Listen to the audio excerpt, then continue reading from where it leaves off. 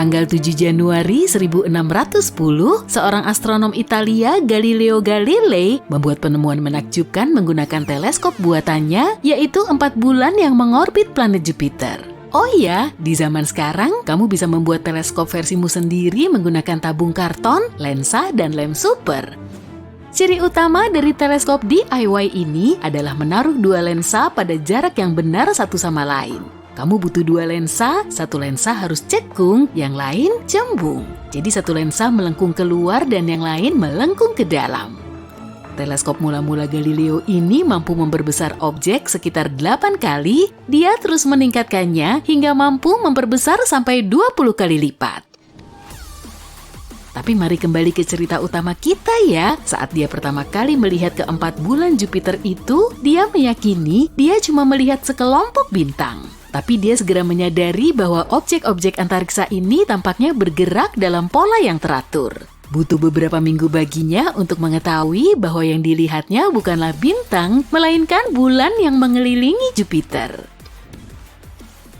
Galileo awalnya menamai bulan-bulan itu 1, 2, 3, dan 4. Nggak kreatif banget ya namanya. Karena lebih banyak bulan di galaksi kita ditemukan kemudian, sistem numerik untuk menamainya menjadi membingungkan dan kurang praktis. Jadi itu cuma bertahan selama beberapa abad. Nah, di zaman sekarang ke-4 satelit itu yang terbesar di Jupiter dinamai Io, Europa, Ganymede, dan Callisto. Keempatnya secara kolektif dikenal sebagai bulan Galilea untuk menghormati orang yang pertama kali memperhatikannya. Penemuan Galileo sangat penting untuk pemahaman kita saat ini tentang astronomi. Awalnya, objek-objek lain diyakini berputar mengelilingi bumi karena bumi dianggap sebagai pusat alam semesta. Kini kita tahu ada ratusan bulan di tata surya kita, namun bulan-bulan besar seperti yang ditemukan oleh Galileo Galilei tidak begitu sering ditemukan. Bulan dianggap besar jika ukurannya sebesar planet kita atau lebih besar. Ganymede misalnya lebih besar daripada Merkurius. Kita menganggap Ganymede sebagai bulan hanya karena objek ini mengorbit Jupiter. Jika tidak, Ganymede memiliki semua karakteristik planet lain. Gak heran jika Jupiter punya bulan terbesar di tata surya kita. Jupiter mengalahkan semua planet lain di tata surya kita, baik dalam ukuran maupun massa, jadi wajar jika Jupiter menarik banyak objek lain ke arahnya. Jupiter diyakini punya sekitar 80 bulan dengan hanya 53 di antaranya yang sudah diberi nama resmi hingga saat ini. Salah satu bulan Jupiter pertama yang ditemukan oleh Galileo adalah Io. Yang membedakannya adalah Io memiliki banyak gunung berapi. Io adalah satu-satunya objek antariksa yang punya gunung berapi aktif di tata surya kita selain bumi. Io juga dijuluki bulan api dan es karena ladang salju belerang di oksidanya. Lapisan luar Io bebercak dengan banyak warna seperti jingga, hitam, kuning, putih, dan merah. Mungkin itulah alasan NASA menggambarkannya sebagai pizza raksasa yang dilapisi keju leleh dan potongan tomat serta buah zaitun matang. Namun, karena belerang itu, bau Io tidak terlalu menggugah selera karena agak mirip telur busuk. Ada lebih dari 100 gunung di permukaan bulan ini, ukurannya jauh lebih besar daripada yang kita lihat di bumi, beberapa bahkan lebih besar dari Gunung Everest. Jika dirata-ratakan, pegunungan ini memiliki tinggi 6 km dan panjang 157 km.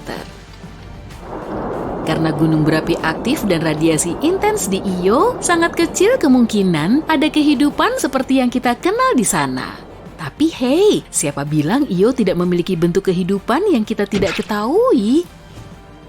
Selanjutnya ada Europa di daftar bulan Galilea yang terkecil dari ke-4 bulan ini. Ukurannya setara dengan bulan, Europa punya permukaan yang sepenuhnya es dengan beberapa kelompok kawah yang tersebar di sana-sini. Karena lapisan luar itu, Europa sangat reflektif, menjadikannya salah satu bulan paling terang di luar sana. Untuk usianya, para ilmuwan meyakini permukaannya berusia antara 20 hingga 180 juta tahun. Usia Europa sekitar 4,5 miliar tahun. Apa yang ada di bawah permukaan es itu sangat mengesankan. Bahkan mungkin terdapat rahasia kehidupan di luar bumi di sana. Es terbentuk di sini dalam dua cara. Yang pertama adalah lewat penggumpalan. Prosesnya sesuai istilahnya, es tumbuh begitu saja saat lingkungan di sekitarnya makin dingin. Namun, metode lainnya jauh lebih menarik. Lapisan air super dingin yang ditemukan di bawah cangkang es bereaksi saat diguncangkan. Ini kemudian menghasilkan kristal yang membuatnya tampak seperti turun salju secara terbalik, mengambang ke atas ke lapisan es tempat mereka berada. Kamu bisa menciptakan kembali lingkungan ini di rumah, ambil sebotol air murni dan masukkan ke freezer. Kalau kamu nggak punya air murni, cukup rebus air beberapa kali untuk menghilangkan kotorannya sebanyak mungkin. Karena tak akan ada partikel di dalamnya, begitu masuk freezer, air itu tak akan membeku. Tapi kalau kamu mengeluarkan botol ini dari freezer dan mengguncangnya, dampaknya akan membuat air mengkristal dengan cepat, mengubahnya menjadi konsistensi seperti lumpur. Mungkin ada air di Eropa, tapi sejauh ini hanya ada sedikit bukti tentang adanya kehidupan di bulan ini. Namun, ini adalah salah satu kandidat tertinggi di tata surya untuk potensi kelayakan huni. Semacam bentuk kehidupan bisa beradaptasi untuk hidup di sana, di lautan bawah esnya. Lingkungan itu kemungkinan besar mirip dengan apa yang dapat kita temukan di lubang hidrotermal planet kita tersembunyi jauh di dalam lautan kita. Jumlah oksigen di atmosfer Eropa sangat sedikit, tapi pada tahun 2013, NASA punya beberapa bukti keren. Sekali lagi ini mendukung teori bahwa ada potensi kehidupan di bulan ini. Tampaknya Eropa mungkin mengeluarkan air keluar angkasa. Jika ini dikonfirmasi oleh pengamatan di masa depan, artinya Eropa mungkin juga aktif secara geologis. Jika kita berhasil mempelajari sumber airnya suatu hari nanti, itu juga akan sangat berguna. Yang terbesar dari bulan-bulan Galilea adalah Ganymede. Ganymede juga merupakan bulan terbesar di tata surya kita.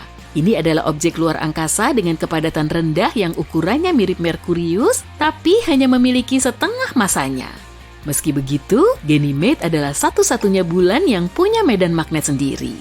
Namun medan magnetnya kecil dan kita hampir tak bisa melihatnya dari bumi karena tertutup oleh medan magnet Jupiter yang jauh lebih kuat. Aspek keren lain dari Ganymede adalah atmosfernya mengandung oksigen. Jangan terlalu heboh dulu, itu hampir nggak cukup untuk keberlanjutan hidup makhluk hidup apapun yang tinggal di sana. Kembali pada bulan Desember 2021, klip audio 50 detik dirilis yang sebelumnya direkam oleh probe NASA yang terbang di dekat Ganymede.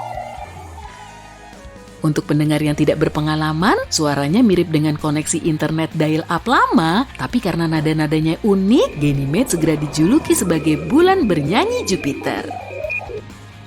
Terakhir di daftar bulan Galilea ada Callisto atau objek yang paling berkawah di tata surya kita. Yang menarik dari bulan ini adalah lanskapnya hampir tak berubah sejak terbentuk dan para ilmuwan masih memperdebatkan kenapa ini terjadi.